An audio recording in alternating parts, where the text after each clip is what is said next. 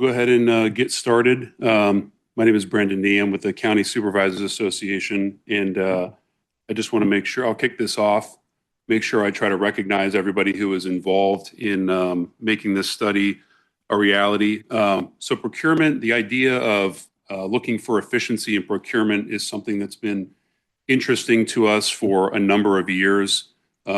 And it made sense that there were peer applications across the state that extended beyond just the 15 counties. And so to that end, I want to make sure that we thank the League of Cities and Towns for being a willing partner in this study with us. The problem that we always came across was just the idea of trying to organize and resource and actually conduct the research on a statewide level was probably more than daunting. It was likely impossible. And so we can't thank Ken and his team enough at the Board of Regents for the Community Grants Program and just your general partnership, and also specifically the Board of Regents for their support of this study in general. This is a product that we've already read through. I'm excited for the rest of you to hear the results of it today. It's something that's going to have tremendous value, not just in what's in the study itself, but also in its application, and it being a conduit to real change in probably not just procurement administration, but other administrative areas as well. So lastly, I want to make sure that I thank the researchers, Akil, Justin, Mariah, Ignacio, and your whole team. The work is awesome, and with that, I'll turn it over to Akil, and he can get started.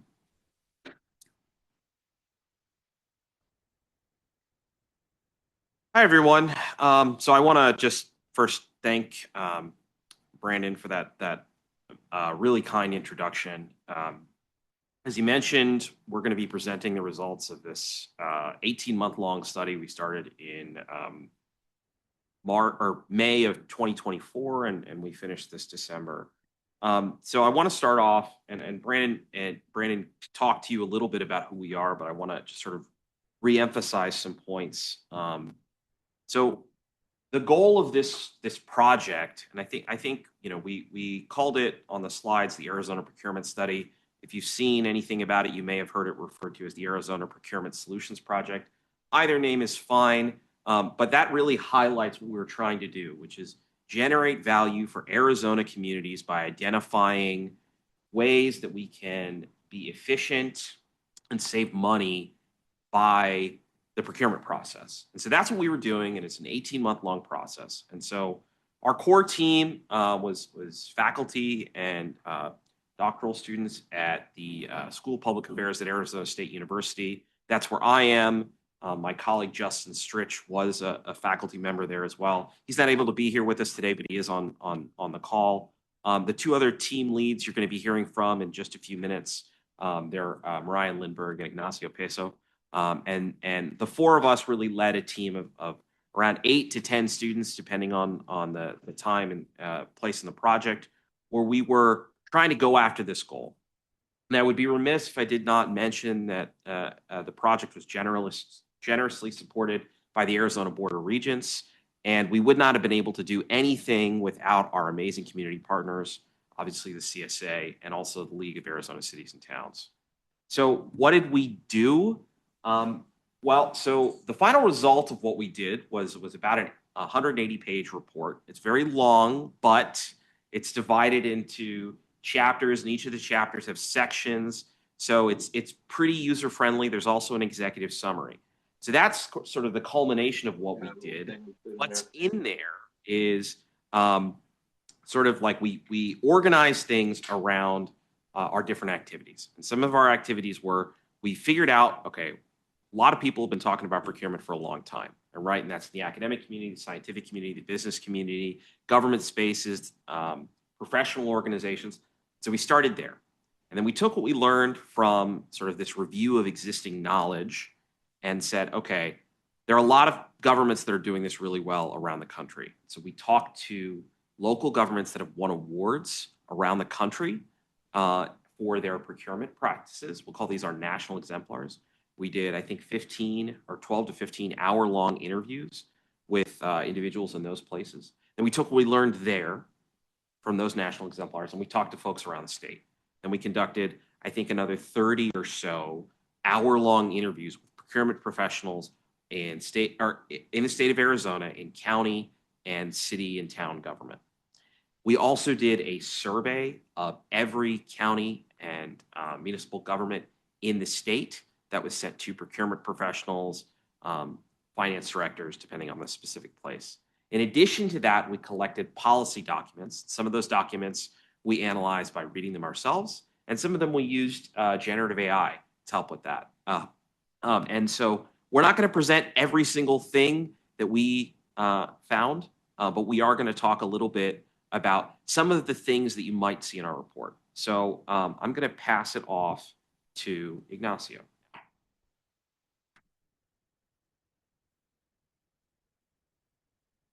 Well, hello, everybody here present and online.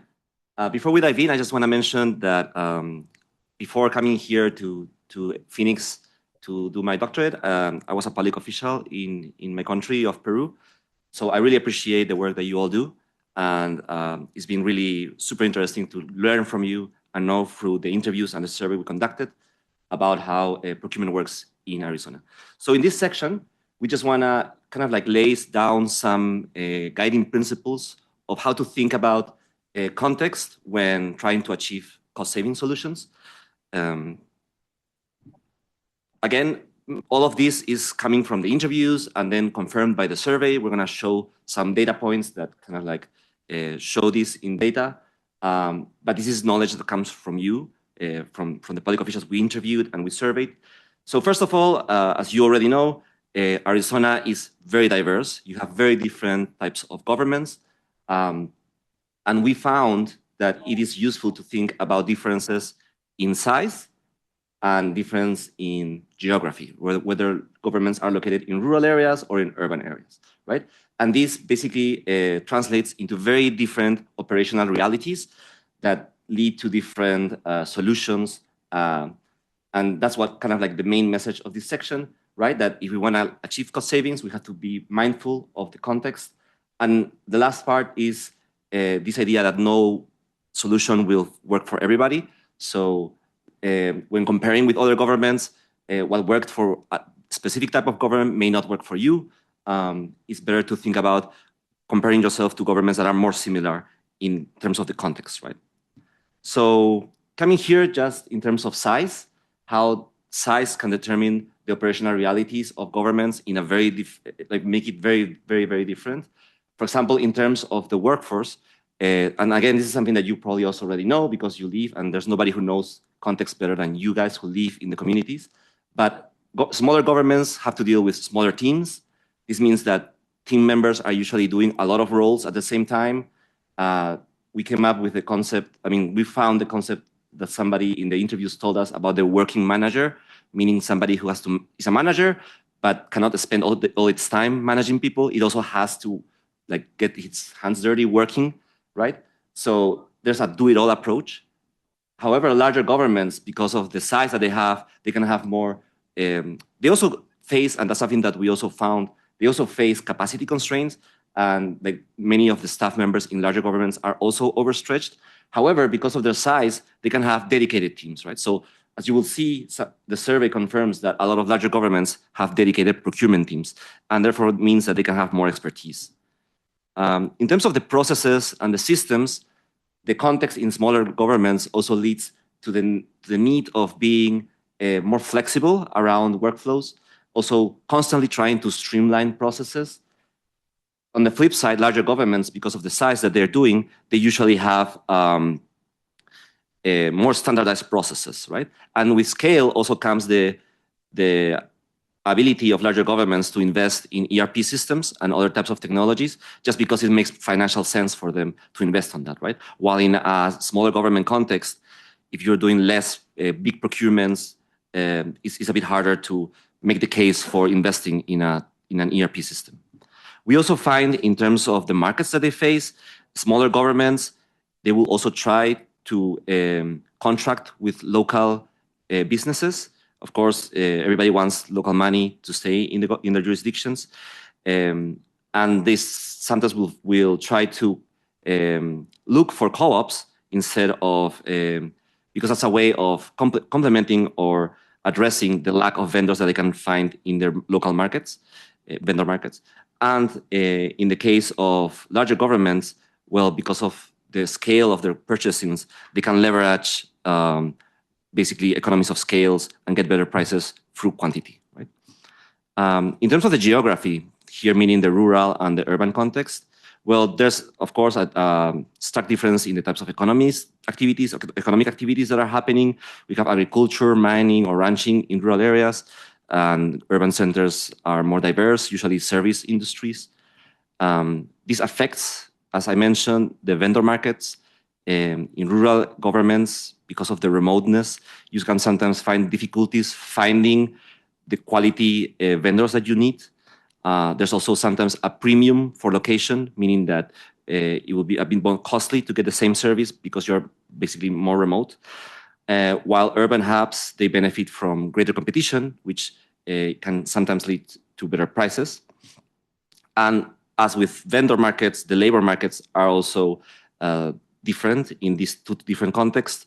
Urban governments usually can leverage the dynamism that urban hub has in terms of contracting people, while rural governments have to make extra efforts to recruit and get people to move there if they want to work there, and also retain them in this context. So now we're just going to show a couple of findings from our survey and interviews that kind of like color this idea of the differences between contexts. This is something that I already mentioned. Larger governments tend to have more specialized teams. So we asked in the survey, do you agree or disagree with the statement? Does your government have a central procurement unit? This is a yes or no answer, actually. And 80% of larger governments claim to have a specific central procurement unit dedicated exclusively to procurement, compared to 30% in smaller governments. And you may ask, what do we consider large? What do we consider small? So large is basically governments that are greater than 150,000, and you can see that smaller are smaller than 15,000 in population.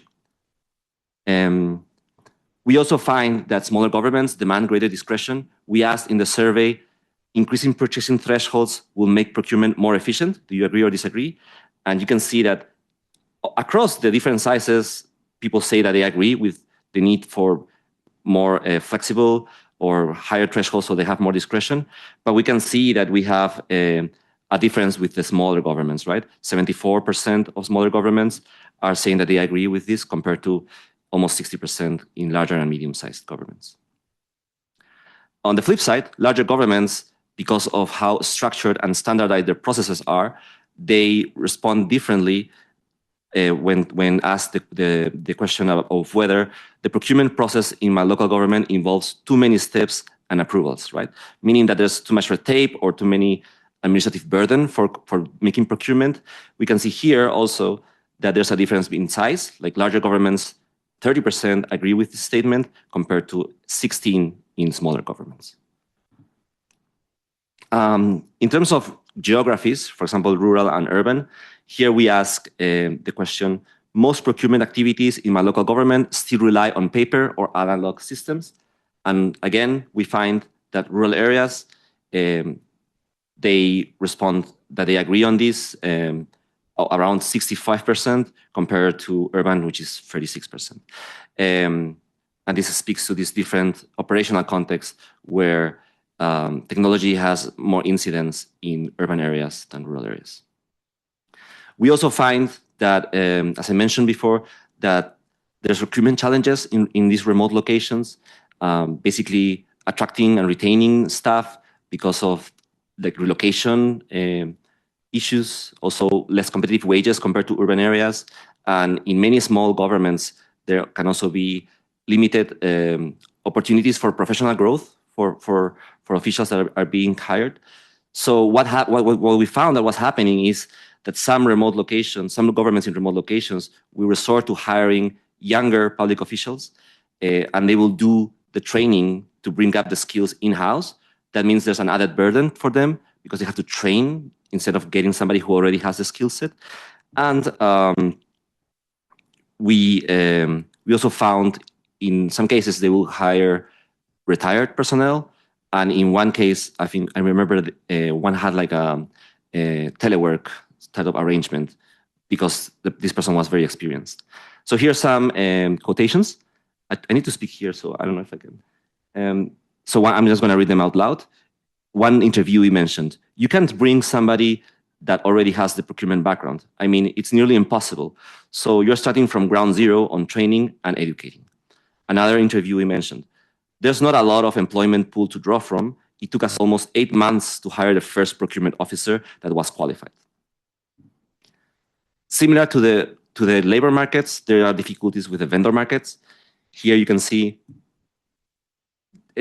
how much they agree or disagree to the statement that says, "The quality of vendors is never a concern in my local government."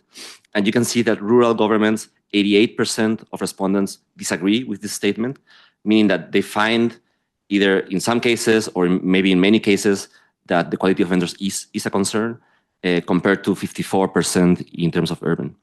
And here's a quote that is addressing a related topic that says, "They, the vendors, are not willing to follow procurement processes or complete the necessary requirements to submit a bid. It's too cumbersome for them."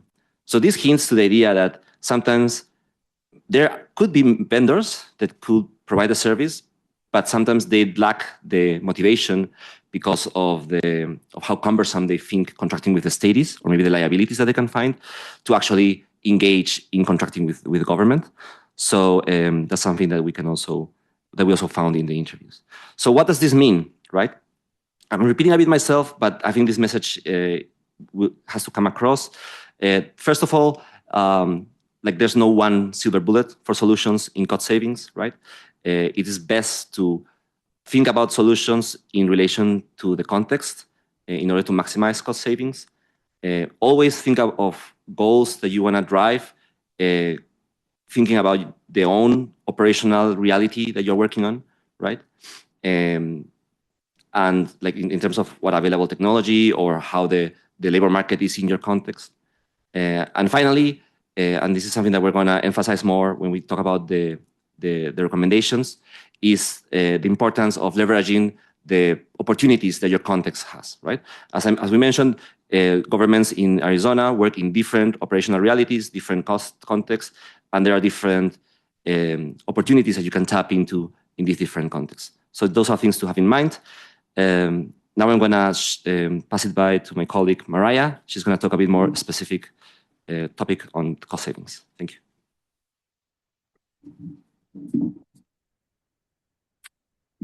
Hello, everybody. My name is Mariah Limberg, and similar to Ignacio, I actually did have a background in public service. I worked for the procurement department in the County of Santa Clara, as well as the County Executive's Office, Contracts and Grants Management Division for 4 years.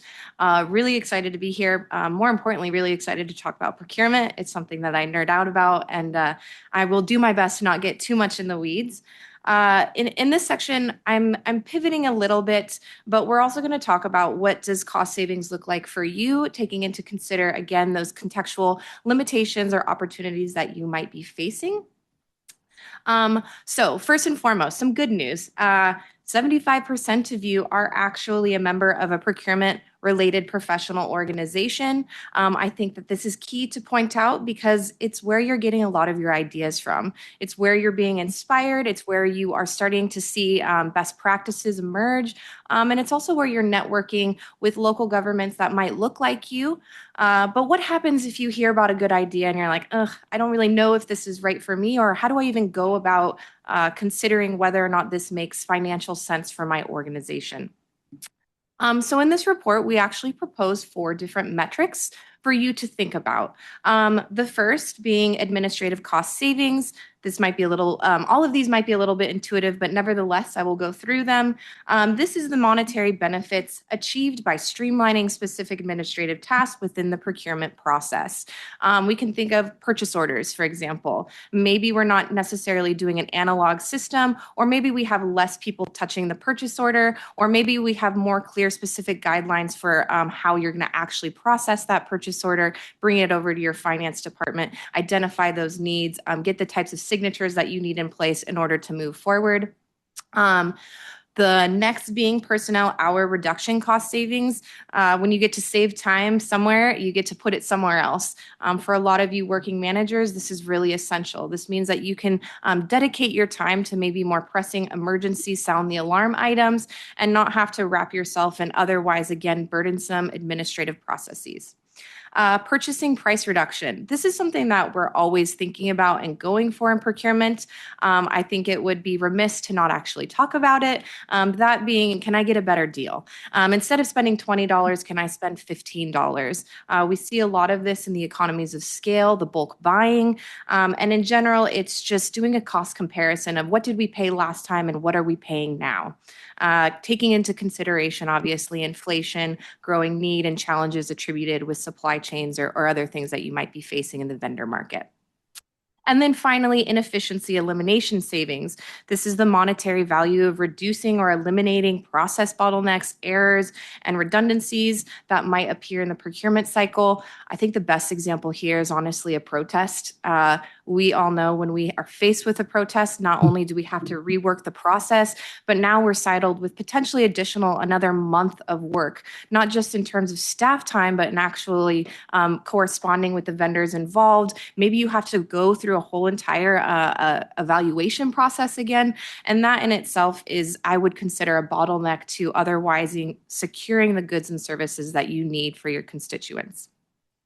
So I'm going to use an example, again, something that you might all be familiar with, but we're going to try and apply this. We're going to see what these metrics look like in practice, and we're going to do this in context of cooperative procurement. I'm not going to go through all these types of cooperative procurement. I urge you to read the report. Nonetheless, we do have cooperative contracts, what you might be familiar with as piggybacking. Another one that might be very familiar to you is the cooperative programs or co-ops. One that's very popular here in Arizona is obviously our state Arizona co-op. Also, we have those through Tucson, Mojave, and we have some third-party aggregators that you also might be working with from time to time.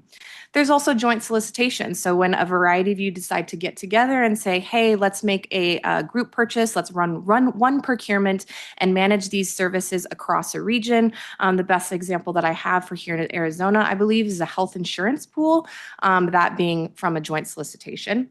And then interagency agreements, again, something you're all likely familiar with. We see a lot of this between cities and counties. How do you decide how to provide services, let alone share and divvy up who's paying for what? And then finally, professional networking, which, as I touched on, y'all are really great at, and something that is really exciting to see. Okay, so when it comes to cooperative procurement here in the state of Arizona, 78% of you say that you use it all the time. This is a very familiar strategy to you.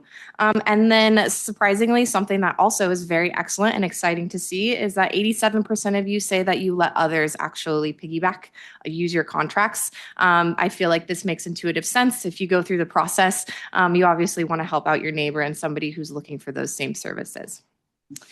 In this diagram here, we're specifically looking at county spending in the state co-op. I think this is just a great image because it's illustrating kind of what cooperative procurement looks like across the state. We see in our population dense and I want to say our metropolitan areas, a lot of cooperative spending off the state co-op. Again, a pretty intuitive finding, but something interesting as we see up in Mojave, Coconino, and even in Yavapai, there's a lot of spending happening there. And then we're also seeing on our outskirts in our more rural areas that there's not as much spending, but nevertheless, there is still spending. So we're going to now pivot back to those metrics. We're going to think about, okay, how do we, what's coming out of these metrics? How do we assess, again, those cost savings? What are we seeing when we use cooperative procurements? When we talk about the administrative and personnel hour reduction-based metric, we can potentially see a reduction in the transaction costs that are happening between personnel, in-house and externally, whether or not that's between vendors or your manager and supervisor, your working employees. We're also seeing the the avoidance of duplicative and time-intensive procedures. Instead of having to run an additional procurement process, has already run it.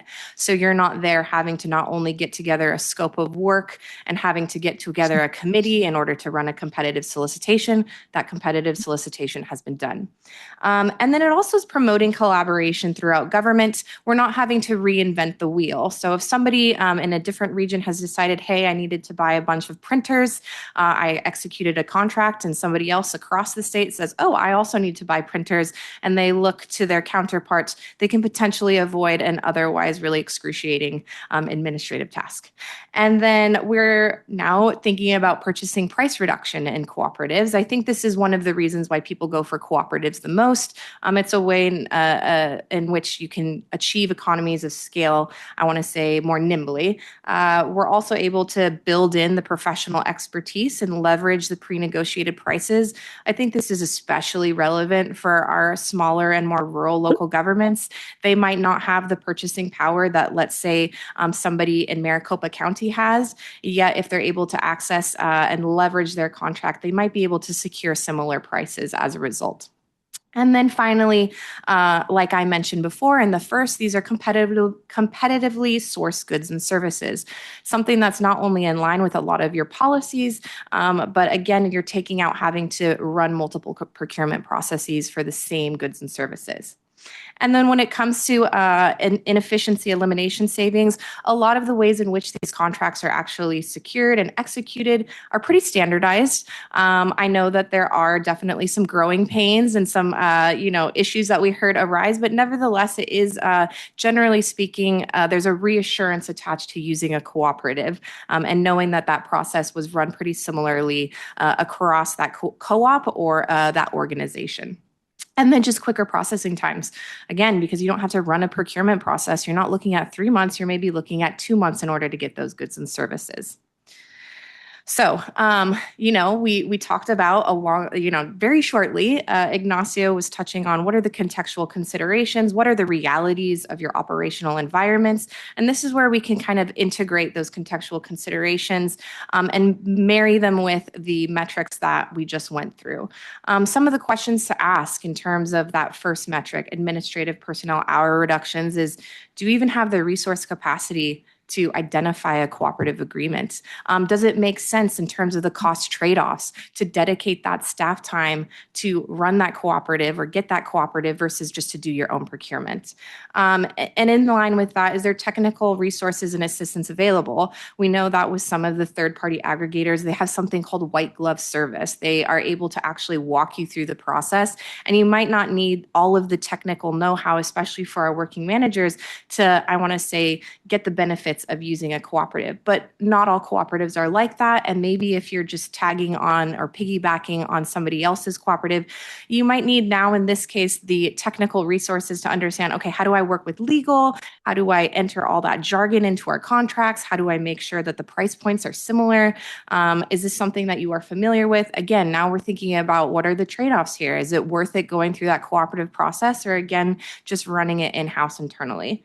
And then do you have established relationships across and between jurisdictions? It might also be time intensive to pull up that paperwork. We're all familiar with having to respond to public requests for information. While sometimes that's really easy, sometimes it does take a lot of time. And that time adds up, and that time means money for your organization.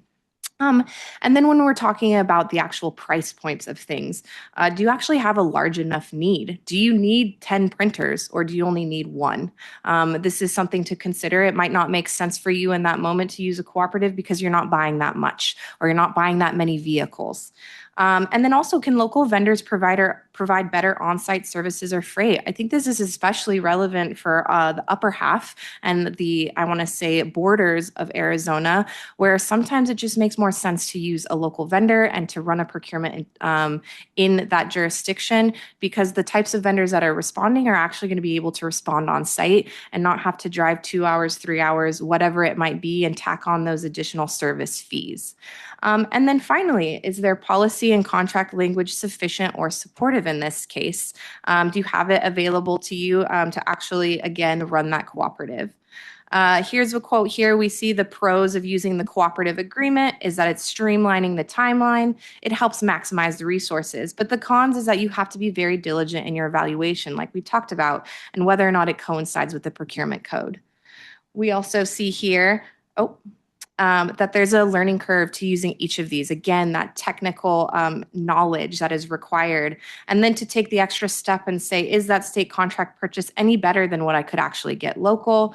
And they haven't, in this case, developed the expertise to know how to really effectively use the state contracts. This could potentially speak to some solutions with the state co-op, but nevertheless, it is a hurdle that they say is difficult to overcome at times. I don't want to spend too much time here, but I think it is also important to see how this appears in different types of cooperative strategies, one of being intergovernmental, I want to say joint solicitations. While it might be, in fact, an effective strategy, one especially for our smaller governments, we do see that one of the hurdles to that is there's no, I want to say, point person available. So in this case, when we're talking about cost savings, it's what's the cost going to be not only to get everybody to work together and the type of manpower and staff time involved there, but who's actually going to run it? Who's going to be responsible also for the costs attributed to that joint solicitation? And then here, while again, it might not be directly related to cooperative procurement, I still think it does a really excellent job of illustrating these metrics in action. Talking about procurement consultants, we see that our smaller governments are more inclined to hire somebody on. They articulate, we're not at the size where we'd have a dedicated procurement person. And they go so far as to kind of point out these price comparisons, that being it'll cost, say, $100,000 to bring on a professional, give them the office space, give them the tools they need. Are they actually going to save that $100,000? So in this case, it actually might make sense to hire on a procurement consultant for a really complex solicitation and not necessarily hire on a dedicated staff person for that organization. And now we're going to turn to recommendations. Akil's going to step back in.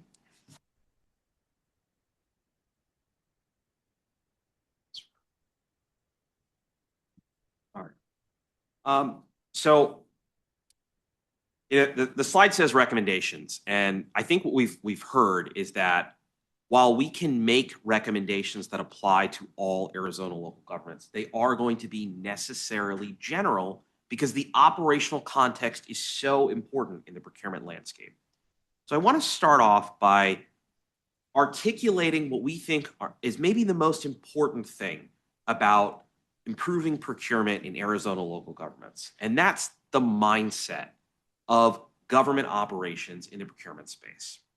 And before I get to these, I just want to point out that we're not saying that governments aren't in this mind space, just a reminder that this is a really good way to think about things.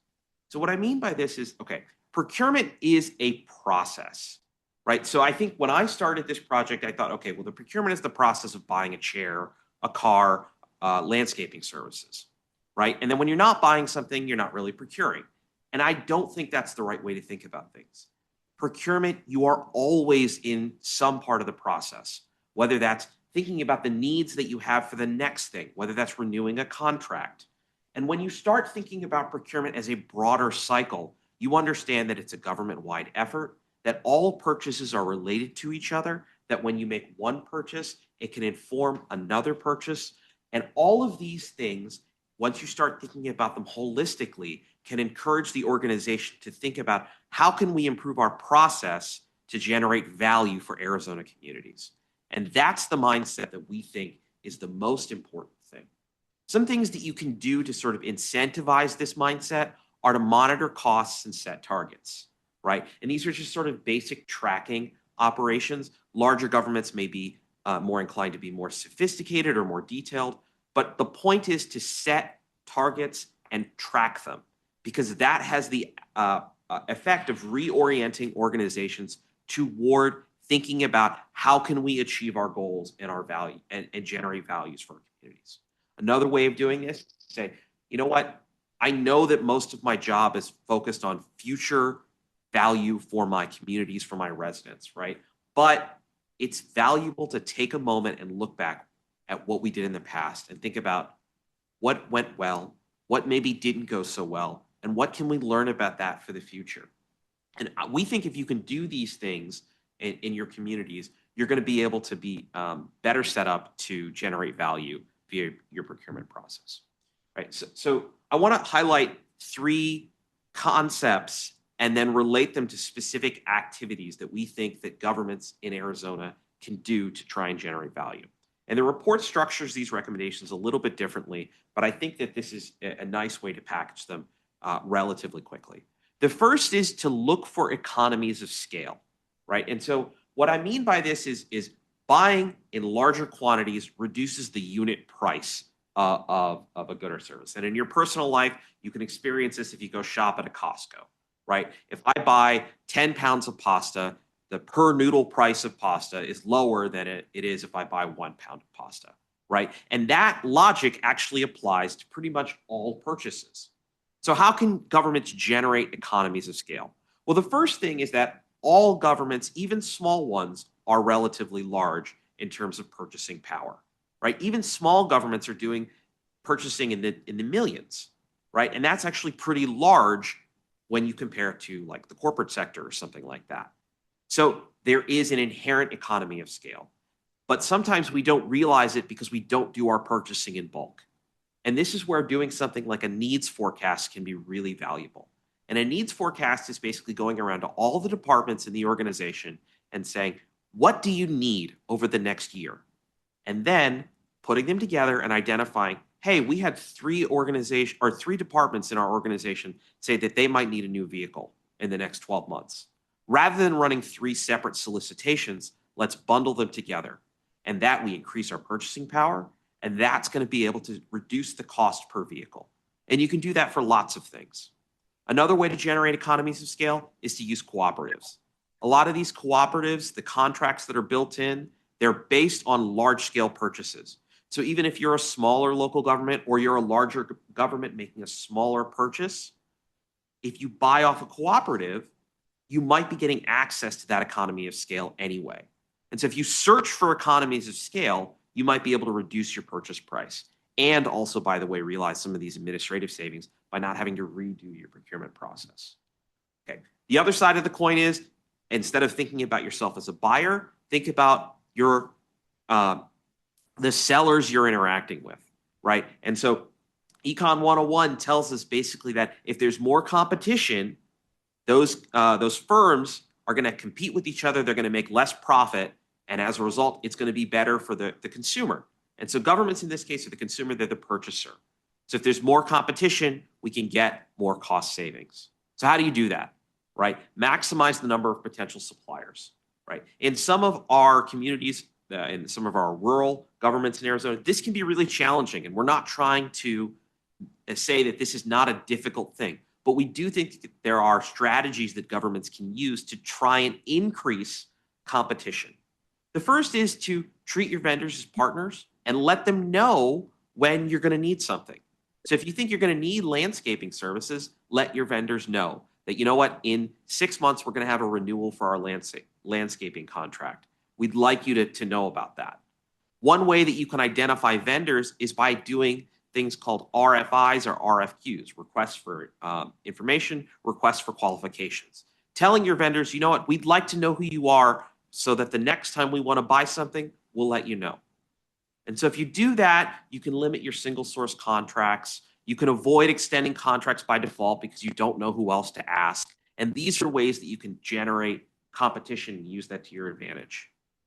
Related to this is that when you have competition, negotiate. And I don't, again, want to say that governments in Arizona are not negotiating. That's not our point, right? Our point is not to say that governments in Arizona aren't doing this, just that we think that negotiation is incredibly important and powerful, right? So things as simple as don't tell your vendors what your budgeted allocation is for whatever you're purchasing is. Don't reveal that information. Let them tell you what they can provide it for, right? Try and play vendors off each other using multiple bids to generate value if you can. Talk to other governments around you to figure out what did they pay for that service, and use these pieces of information to generate value for your communities.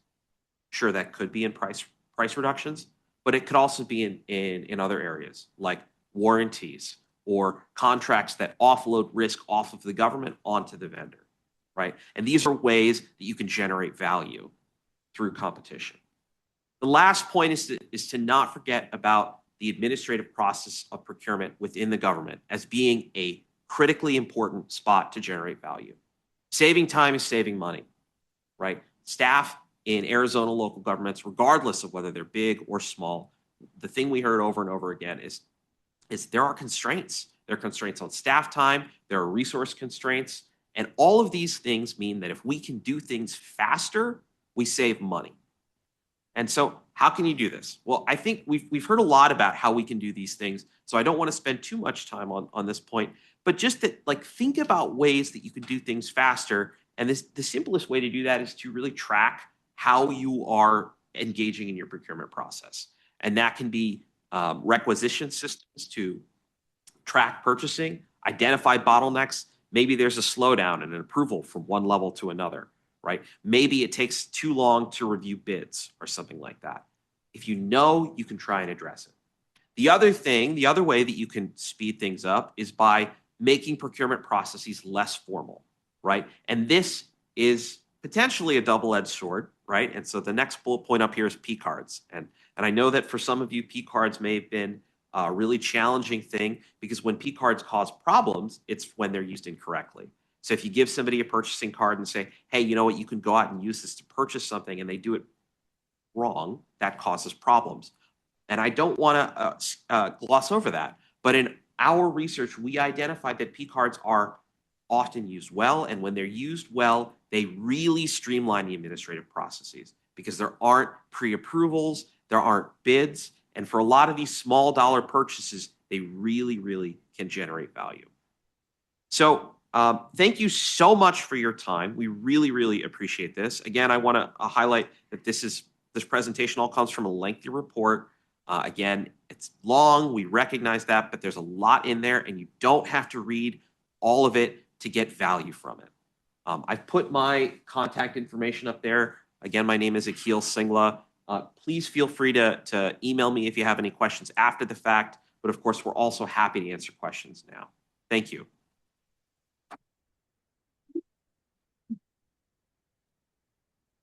Right, it looks like we've got a question in the chat, which is needs forecast is always well to do. I was hoping to hear how multi-government organizations could build the forecast collectively, i.e. rural schools and municipalities should identify things like roof replacements and organize to build larger capacity and scheduling of maturity. This works on service agreements too and is obvious and well to include. Is the solution for shared services included in the report somewhere, especially needed for rural organizations where larger volumes can help draw local vendors? Yeah, so it's a really big question, and I think to a large degree it's the right question, because a lot of the challenge that we identified with our smaller and rural governments is that the operational reality is that it's difficult to purchase at a scale large enough to generate the types of values, right? And when you're not purchasing at scale, maybe it doesn't make sense to professionalize your procurement process. And so these are things we heard over and over and over again, right? So collaborating together can be a way to solve these problems. And so to the direct question of, does the report provide a solution to that?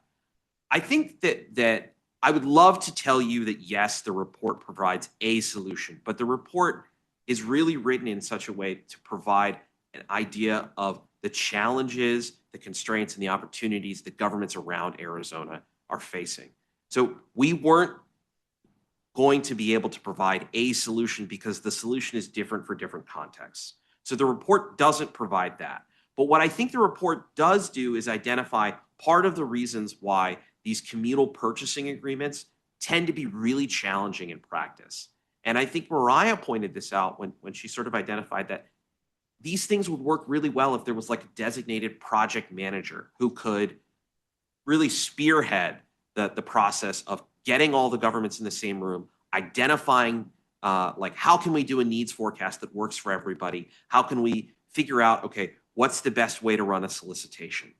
And the challenge is that person is really difficult to identify, because a lot of the small governments that could most benefit from this project manager don't have the staff capacity to do that type of thing. So who becomes the point person is the really challenging part for that. And we don't have a solution. Like, there are potential solutions that might make sense. One of the things that, and again, Mariah talked a little bit about this with hiring procurement contractors. You could think about that as a potential solution. But again, it may not make sense depending on the cost of those contractors. So it's really contextual, the specific piece. And it's a good idea. The challenge is in the execution and the implementation. Akil, can I build on that? Just having like gone through the report, I think what you just said is spot on. The way that it's constructed, it provides all the like possibilities, right? Like there are all these different avenues you can explore, and then it also provides a good lens for thinking about who you are, right? Which bucket do you fit in, and how do you personally evaluate? What is called return on investment, right? Yeah. So what are the things you need to think about that, and then get answers to that tell you what bucket you're in? And then now it's on us, all of us collectively, to recognize that and then put the energy into it. Because I think if there are enough people asking the question that was just asked, especially in a similar area or in a similar profile, it becomes easier. There's an economy of scale there and like building that solution out. But the report does a nice job in giving us the data to start drawing. We might feel like we know a lot of this stuff, and certainly at an individual employer level, you go, yeah, I can see me in there. But what you definitely couldn't have seen statewide was who else looks like me or looks different than me. And so now with that data, it's like you can almost draw circles and groups, right? These people are all need a similar solution. These people, and so it makes whether it's those procurement organizations you're talking about are the right format, whether it's the league or CSA can help facilitate that in some way, whether we find a third party or like private company that becomes that project manager or solution. We know who you are, but then we want to hear from you too. So let's just keep the conversation alive.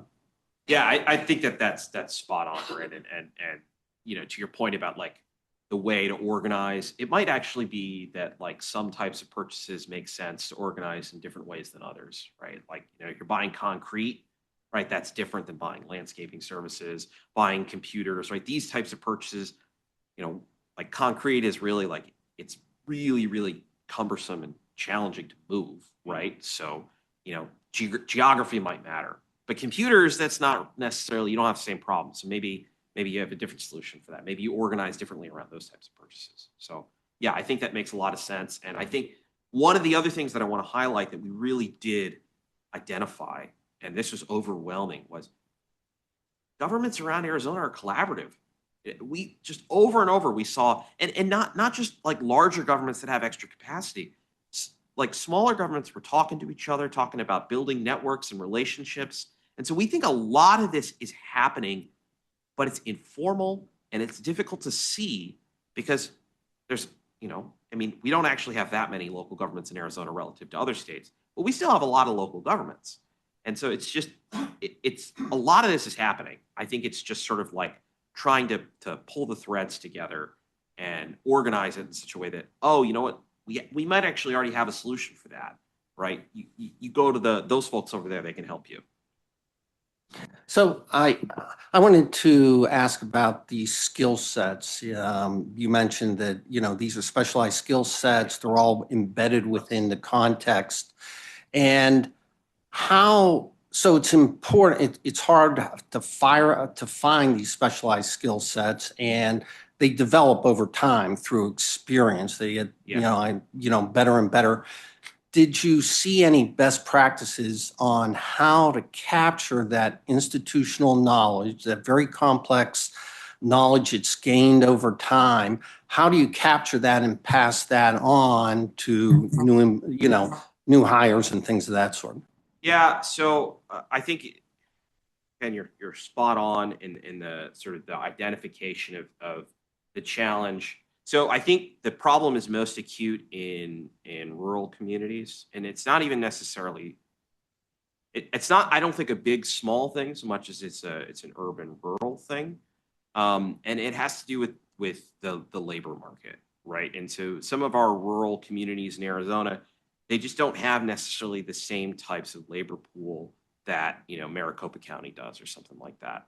So the contextual reality makes it challenging to grab like a highly trained person. And then we saw the adaptation that governments in those settings are doing. They're hiring younger and they're training on the job. And I think that that's a really wise adaptation. The challenge is keeping those people, right? So a lot of times it's you train them up and then they've got these amazing skills and then they're qualified to move somewhere else, right? And so, not everybody wants to live in the same places. And of course that cuts both ways, but it can be challenging to keep people after you've trained them. And that actually reduces the incentive to train. Because once you train, if they leave, then it's like, we got to do this all over again. We invested all this time in doing that. So there are challenges. And I don't want to just say, okay, well, there are challenges, figure it out, right?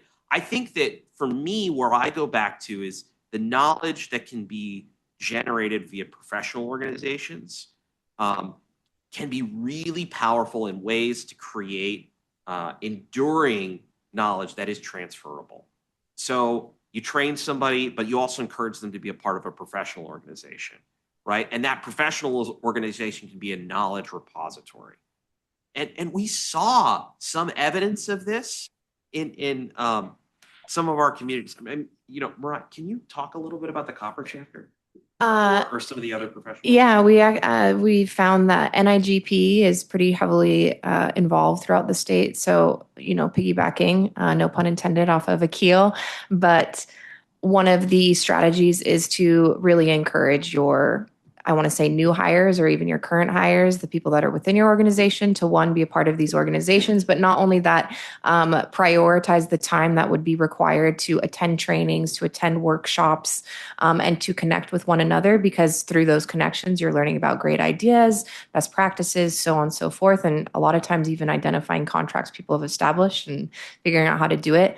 One of the creative solutions that we also saw that Ignacio actually touched on was integrating a hybrid work environment, recognizing that, this in itself is a contemporary challenge, but if you really do have that institutional knowledge and you need to keep it a little bit longer, or if you need time in order to train up a new hire, welcoming the opportunity to say, okay, this person that we've had forever that's potentially moving or is looking for another opportunity, would you be willing to work with us in a remote option, temporarily speaking, so that we have the time to build capacity in-house, but not only that, we have the time to transfer that institutional knowledge, which I thought was, again, a really creative, great solution. You just have to work with your HR and you have to work within the code to see whether or not that could happen. But really, the biggest thing is leaning on our professional associations to do that. Yeah. We got a couple other questions in the chat. So the first was from Mojave County are there planned next steps based on the report? And I'm not sure, Brandon, if that's best for you or if Akil, you have any thoughts on what next steps are. I'll gladly let Brandon answer. I think you mentioned some stuff. Yeah, I think we were, I think I was, kind of alluding to it earlier. I think that we are, as an organization, more than willing to support any and all interest, energy, and ideas in this space. We've been looking at this for at least 5 years and have ideas, and we've floated ideas in the past. So I think some of those proposals or soliciting interest in how we do this together can come from us. But hearing from you, either just your interest in or frustration in what you have now and looking for something else, but also any ideas you might have, we'll certainly welcome. So this will very quickly become information we, put back in front of the groups we meet with. But we'll also be open-ended in a way where, we want your feedback and we want to know everybody who's interested in going down that road. And then, when we did this before, it was largely just a county thing. So now that we've got this partnership with the cities and towns, we've got to figure out how to leverage that too. Because, you know, you're going back to that economy of scale idea. This may not just be a, what do we build or how do we help counties? It might be something that looks regional or crosses, you know, across different government entities. So all that is exciting and available. And I think just contextually for folks that might not be as familiar with the CSA structures, we'll be working that through the County Managers Association. So please do feel free to reach out to CSA staff if you'd like, but we will be having at least those initial conversations through the managers group. So the only thing I'll add to that is, you know, the School of Public Affairs at Arizona State University, this is our, like, that is a community of people who basically have dedicated their lives to trying to help government perform better. And we view, you know, Arizona as our like first priority on that. And so we stand ready to support any and all efforts to improve procurement practices or really any other aspect of local government around the state. And so if you've got a particular problem that's more detailed than anything that's addressed in the report, and you're trying to figure out, like, you know, we can't dedicate the staff time to sorting through that, you know, reach out. You know, we have a ton of capacity, and this is what we do. And it's not just me. I mean, there are 30 faculty in our school, in addition to a number of folks who have lots of experience in and around the state. We have an amazing student body that is, you know, 20-fold the size of our faculty. Again, all of these people have sort of basically said, we want to help our communities. And so, you know, we stand ready to help. And you have my contact. I can't promise to be the person who can help directly, but I can promise to help you find that person.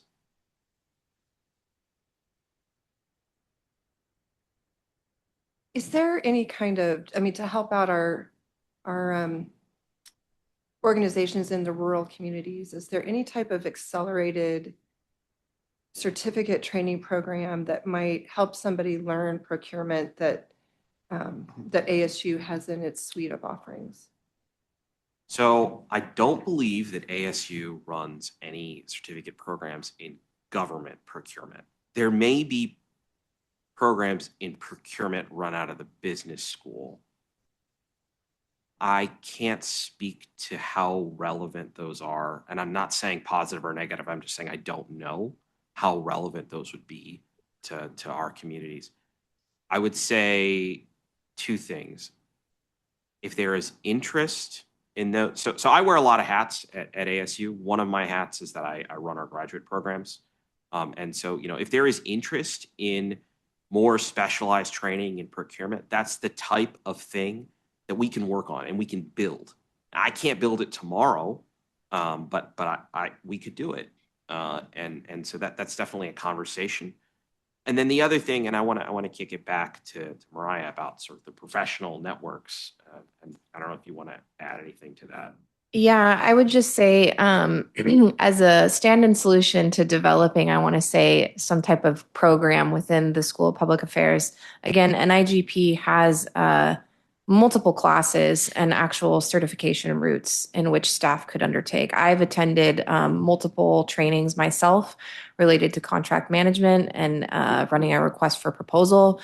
They're really excellent. There's procurement professionals across the nation who show up and they teach. So I think if that's of interest, I think it comes from a acknowledgement of, hey, we actually need to develop, I want to say, professional development funds towards these types of things, but they are available. It's just not necessarily through the School of Public Affairs at the moment, so much as it's through the actual professional procurement associations now standing. Yeah, I don't know about the price structure and things like that, but it would be worth looking into, I believe. Yeah.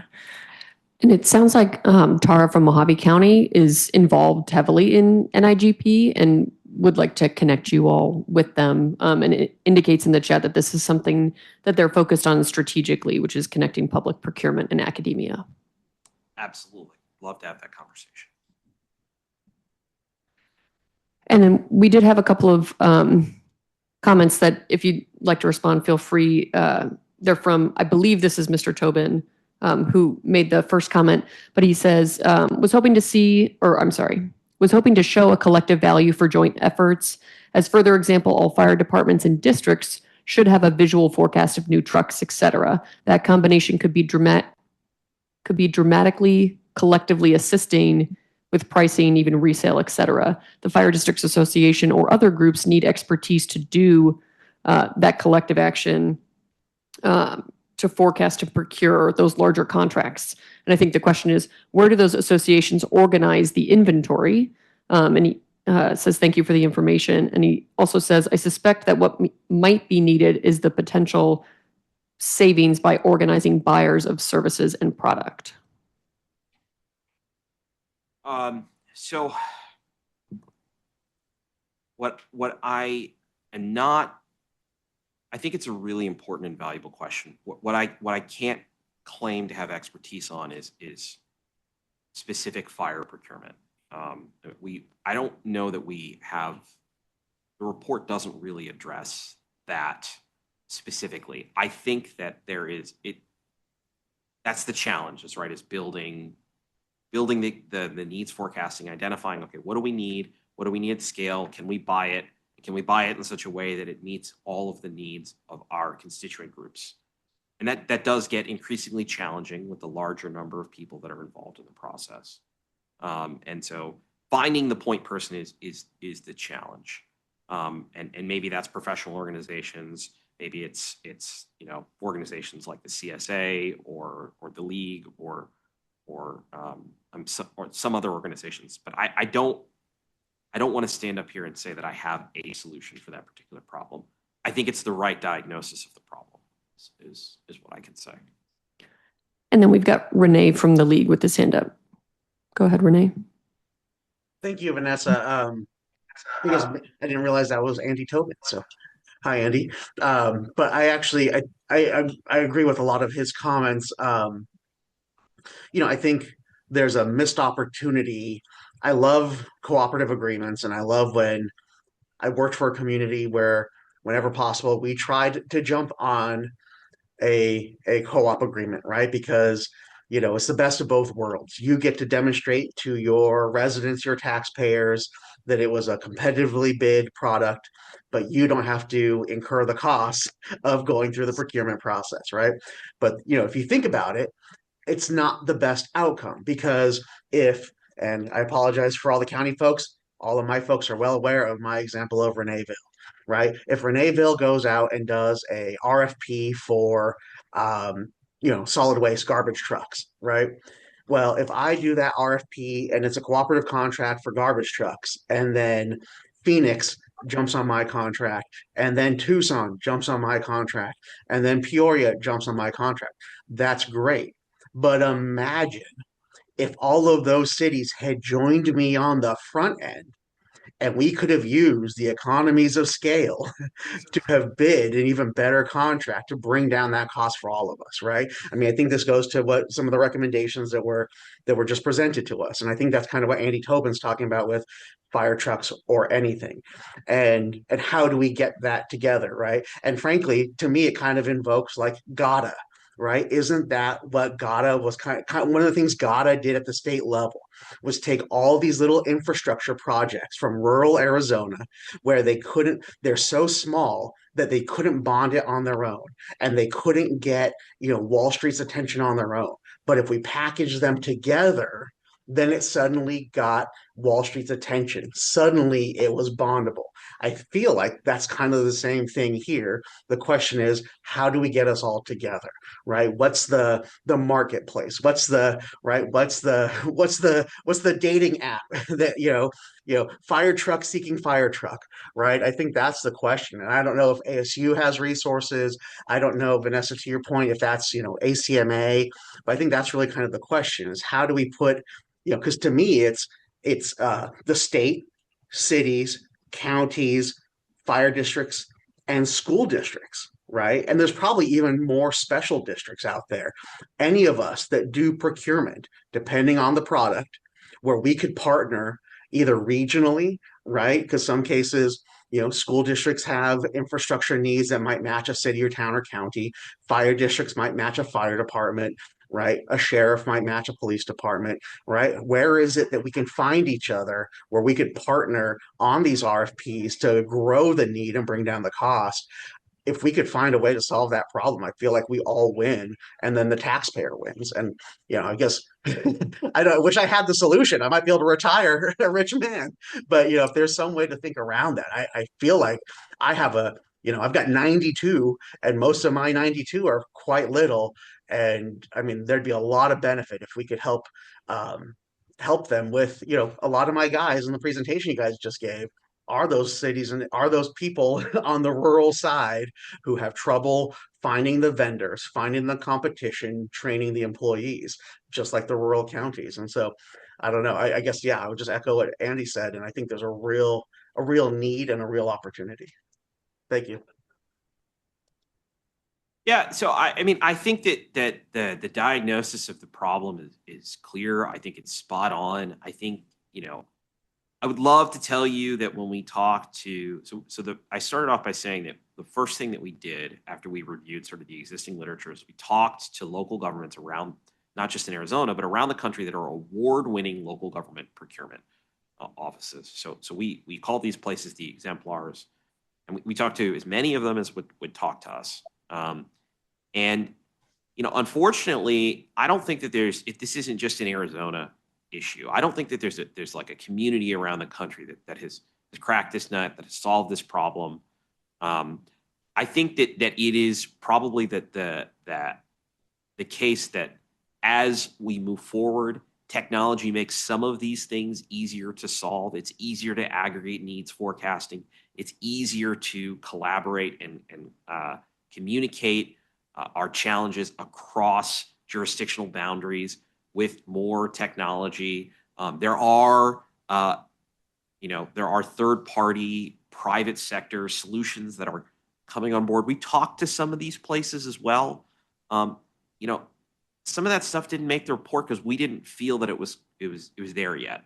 We didn't feel like we could recommend, looking at some of these solutions out there that are attempting to provide like opportunities to buy and coordinate purchases for governments of specific things. The only other thing that I'll add is that I think that different types of purchases merit different types of solutions. And the way we batted this around a lot in our process, but I think that some products are standardized and some products and services are very much not standardized. And it's the standardized products that are probably the ones that are easier to do these types of large-scale cooperative purchasing on. So fire trucks is a good example of although I've come to understand, not completely standardized, but more standardized than like in landscaping services or something like that. And so I think that it kind of goes back to the point of there's not going to be a one-size-fits-all solution. And I know that that's frustrating because there's so much energy towards solving the problem, but I don't think it's one problem. I think it's a bunch. And so I think breaking it up into smaller pieces and addressing the smaller pieces is the right way to go.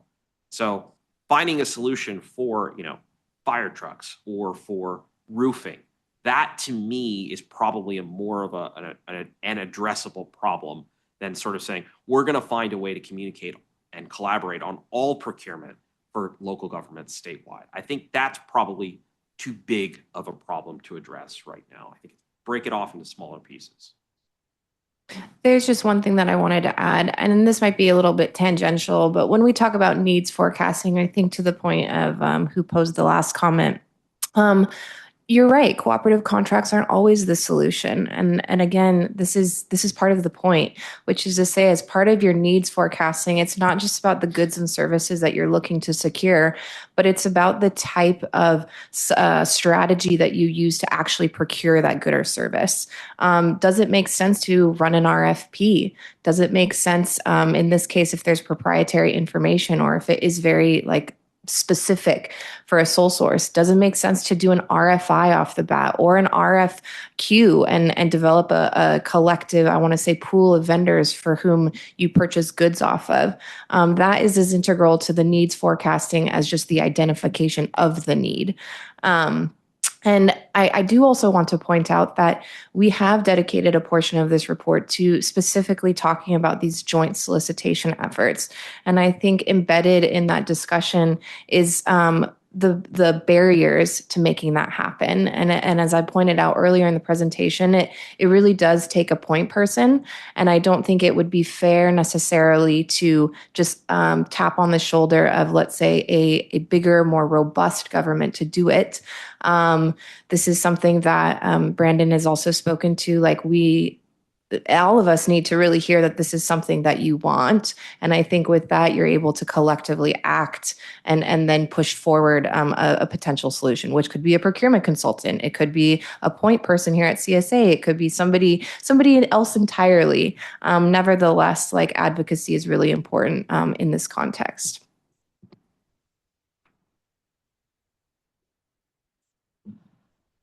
And I'm not seeing any other questions in the chat, and we are about 15 minutes over our time. So I think we'd just like to say thank you to you all for joining us today for the presentation and taking the time to conduct this research. And for all of you online, thank you so much for participating. We will distribute the recording of the conversation today along with the slide deck so that you've got that referenced. And right now, the procurement study is live on our website at countysupervisors.org, but we'll also make that available to you all in the follow-up email. But thank you, everyone. Thanks, everybody.